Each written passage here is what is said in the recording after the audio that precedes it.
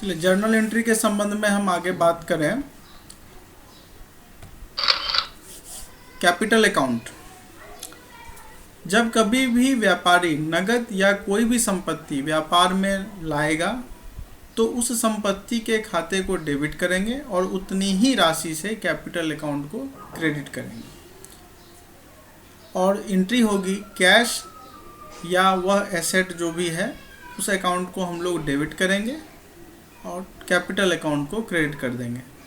Narration होगा being business started with cash और asset जो भी है, यानी जो व्यापारी है उसकी अपनी जो अकाउंट है वो कैपिटल अकाउंट है और कैपिटल अकाउंट के थ्रू ही वह सामान या नगद राशि बिजनेस में लाएगा और उसी अकाउंट के थ्रू वो वापस ले भी जा सकता है। इस चीज़ को हम लोग समझेंगे। अब चलिए बात करें हम लोग कि अभी तक जो हम लोग जर्नल एंट्रीज़ की चर्चा कर रहे थे तो इसमें बहुत सारी बातें ऐसी हैं जो न्यू कमर्स हैं उनको समझ में नहीं आ रही होंगी, तो उनके लिए फिर से एक रिपीट मैं कर दूं कि कोई भी जो इकोनॉमिक एक्टिविटीज़ हमारी दो तरह की होती हैं, एक होती है इकोनॉमिक एक्टिविटी, दूसरी नॉन इकोनॉमिक। तो हम लोग का जो अकाउंट्स में जो वास्ता है वो इकोनॉमिक एक्टिविटीज़ यानी आर्थिक गतिविधियों से है, जिसको हम मॉनेटरी रूप से माप सकते हैं, उन्हीं घटनाओं से है। तो उन घटनाओं के फलस्वरूप जो भी फाइनेंशियल ट्रांजैक्शंस होते हैं, जो बिजनेस हम लोग इसको कह सकते हैं बिजनेस इवेंट हुए, बिजनेस इवेंट के थ्रू जो फाइनेंशियल ट्रांजैक्शन हुई उसकी दो शक्ल होती है, या तो वो रिसीट है या पेमेंट है। एक और भी प्रकार का होता है जो एडजस्टमेंट नेचर का होता है, उसके बारे में हम लोग अलग से चर्चा करेंगे। सामान्य रूप से जाने कि दो ट्रांजैक्शंस हैं, दो स्वरूप है, वह है एक है रिसीट और दूसरा है पेमेंट। यानी कोई भी जो रिसीट है, जो प्राप्ति हुई है हमें, वह दो चीज़ों को बनाती है, या तो वो लायबिलिटी क्रिएट करती है या इनकम जनरेट होता है। उसी तरह पेमेंट जो है उससे दो चीज़ें क्रिएट होती हैं, या तो वो एसेट बनती है या वो खर्च होती है, एक्सपेंस या लॉस होती है। तो हमारा मूल रूप से यही रिसीट और पेमेंट पर ही हमारा आगे का सारा ट्रांजैक्शन केंद्रित होगा। ध्यान से इसको समझना है। अब जैसे आप बात कर रहे हैं कि जैसे चार चीज़ों को हमने देखा, लायबिलिटी, एसेट, इनकम, एक्सपेंस। अब इन चीज़ों को हम समझेंगे कैसे? अब ऐसे तो लोग कहेंगे कि बैंक लोन है या कैपिटल है, ये सब लायबिलिटीज़ है, लेकिन ऐसे कहने से नहीं, ये तो सिर्फ एग्जाम्पल्स हैं। लेकिन वास्तविक उसकी कॉन्सेप्ट क्या है, किसको हम लायबिलिटी कहेंगे, कौन हमारा दायित्व है? तो एक सिंपल सा उसका हमने इसका फार्मूला तैयार किया है, जिसमें भी चांस ऑफ रिफंड हो, यानी ऐसी कोई भी प्राप्ति जो भविष्य में कभी ना कभी हमें वापस करना पड़ेगा, वह प्राप्ति लायबिलिटी क्रिएट करती है, यानी chance of refund. That kind of receipt which need to be refunded in future, that is called liability। फिर से समझ लें, जिस भी प्राप्ति में भुगतान करने की संभावना हो वैसी प्राप्ति लायबिलिटी क्रिएट करती है। जैसे बैंक से हमने लोन लिया 20,000 रुपये, तो यह किस प्रकार का है? अगर एंट्री के रूप में जाने, चूँकि कैश या बैंक हमारा बढ़ गया, इसलिए कैश अकाउंट या बैंक अकाउंट को डेबिट करेंगे और बैंक लोन को क्रेडिट कर देंगे। ये एक लायबिलिटी है, ठीक है। इसको भी हम लोग जान चुके हैं, लायबिलिटी जब भी बढ़े तो उसको क्रेडिट करना है, जब घटे तो उसको डेबिट करना है। तो समझिए बात को कि लायबिलिटी क्या है। वैसा कोई भी रिसीट जो भविष्य में वापस करना पड़ सकता है वो हमारे लिए लायबिलिटी है।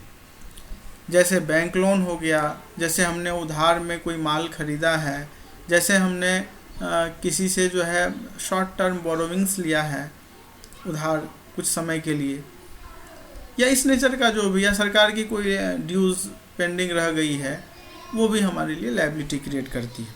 तो हमने कहा था कि तीसरी तरह का होता है जो एडजस्टमेंट नेचर का होता है, जो एक्रूअल बेसिस कॉन्सेप्ट को हम लोग पूरा करते हैं। आगे चल करके इसको जानेंगे।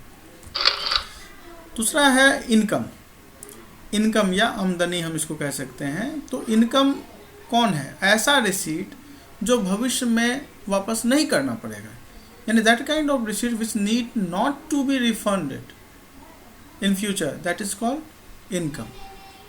तो जैसे हमने रेंट प्राप्त किया, रेंट रिसीव 390, क्या ये वापस करना है? बिल्कुल नहीं। तो ये हमारे लिए रेंट जो है ये इनकम है। जैसे हमें ब्याज प्राप्त हुआ, क्या ये वापस करना है? बिल्कुल नहीं। इसलिए ये हमारी इनकम हुई। चूँकि रेंट या इंटरेस्ट ये सब नॉमिनल नेचर का अकाउंट्स है। अगर रिसीव्ड है तो इनकम है, अगर पेड है तो एक्सपेंस है। इसलिए ये नॉमिनल है, नाम मात्र है। मतलब इसके आगे पीछे प्रीफिक्स सफिक्स मतलब कुछ भी हो जाए तो इसका नेचर पूरा का पूरा बदल जाता है। तो इनकम क्या है? ऐसा कोई भी रिसीट जो भविष्य में वापस ना करना पड़े, वो हमारा इनकम जनरेट करता है। और इनकम हमेशा क्रेडिट ही किया जाता है। और इसीलिए यहाँ पे भी एंट्री वही हुई, रेंट अकाउंट हमारा क्रेडिट हुआ, कैश चूँकि हमारा एसेट है बढ़ा है, इसलिए कैश अकाउंट हमारा डेबिट हुआ। आशा है आप इस बात को समझ रहे होंगे। अगला है एसेट। किसको कहते हैं एसेट?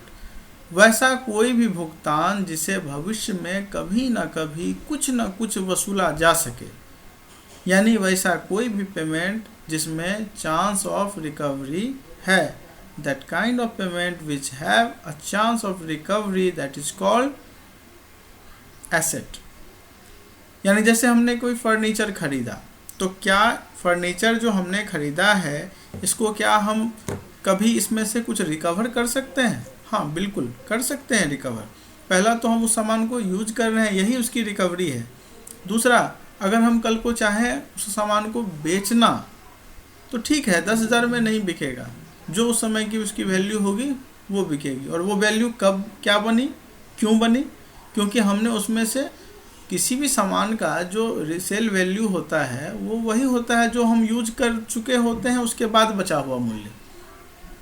तो हर साल अगर डेप्रिशिएट होकर के वो फर्नीचर मान लीजिए 3,000 रुपये पे आ चुका है और 3,000 में बिक गया, तो वो वही हमारा जो है उसका वैल्यू है। यानी उसमें चांस 3,000 भी तो रिकवरी के चांसेस हैं, या 2,000 ही रिकवरी के चांसेस हैं, बट चांसेस तो हैं।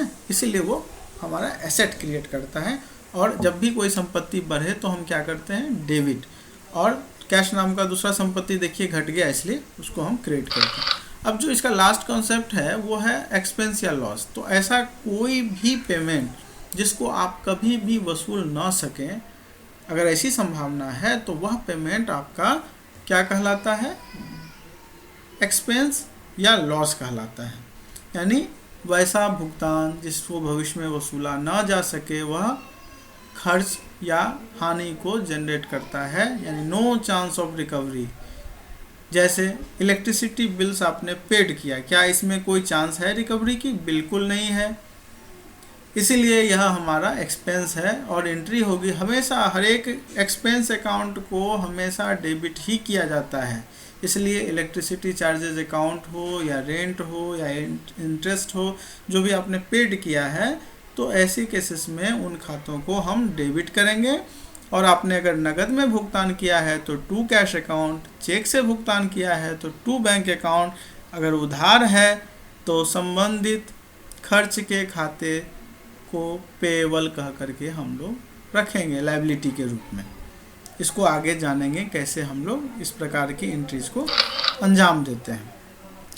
तो अभी आपने देखा इस चीज़ को कि हमारा किस प्रकार से जो 4 कॉन्सेप्ट हैं, जो पिलर्स हैं अकाउंटिंग के, उन चारों पिलर्स को हमने किस प्रकार से अंजाम दिया है और उसको पहचानने का नियम क्या है, किस प्रकार से उसको हम लोग समझ सकते हैं और एंट्रीज में कब वो डेबिट होंगी कब क्रेडिट होंगी, इन चीज़ों को हम भली भांति समझ चुके हैं।